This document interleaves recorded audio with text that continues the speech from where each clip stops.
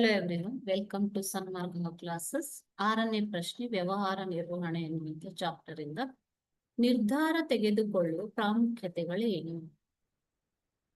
ವ್ಯವಹಾರ ಸಂಘಟನೆಗಳಲ್ಲಿ ಉಂಟಾಗುವ ಅನೇಕ ಸಮಸ್ಯೆಗಳಿಗೆ ಒಳ್ಳೆಯ ನಿರ್ಧಾರಗಳು ಸರಿಯಾದ ಒಂದು ಪರಿಹಾರವನ್ನ ಒದಗಿಸುತ್ತವೆ. ಮಕ್ಕಳೇ, ನಿರ್ಧಾರ ತೆಗೆದುಕೊಳ್ಳುವುದು ಅಂತಂದ್ರೇನು? ಕಾರ್ಯಕೌಶಲ ಮತ್ತು ಪ್ರಕ್ರಿಯೆಯ ನಿರ್ಣಯಗಳನ್ನು ತೆಗೆದುಕೊಳ್ಳುವುದನ್ನೇ ನಿರ್ಧಾರ ತೆಗೆದುಕೊಳ್ಳುವುದು ಅಂತ ಹೇಳ್ತಾರೆ. ಉತ್ತಮ ನಿರ್ಧಾರದಿಂದ ಸಂಘಟನೆಯು ಉತ್ತಮ ಲಾಭ ಪಡೆದು ಸುಗಮ ರೀತಿಯಲ್ಲಿ ನಡೆದುಕೊಂಡು ಹೋಗುತ್ತದೆ. ಸೊ ಸರಿಯಾದ ನಿರ್ಧಾರವನ್ನ ಸರಿಯಾದ ಕಾಲದಲ್ಲಿ ತೆಗೆದುಕೊಳ್ಳುವುದು ಒಂದು ಪ್ರಮುಖ ಪ್ರಕ್ರಿಯೆ ಅಲ್ವಾ ಮಕ್ಕಳೇ?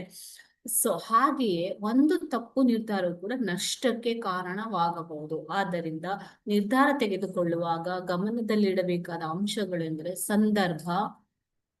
ಸಂದರ್ಭ,